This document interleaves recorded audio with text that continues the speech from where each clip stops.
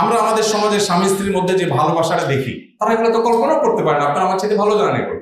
তাদের ব্যাপারটা বেশিরভাগই হলো অনেকটা রুমমেট বা ম্যাচমেটের মতো, যে ঠিক আছে আমি ইলেকট্রিসিটি বিল দিচ্ছি, তুমি গ্যাস বিল দাও, আমি পানি বিল দিচ্ছি, তুমি বাজার খরচের টাকাটা দাও। এ হলো তাদের অবস্থা।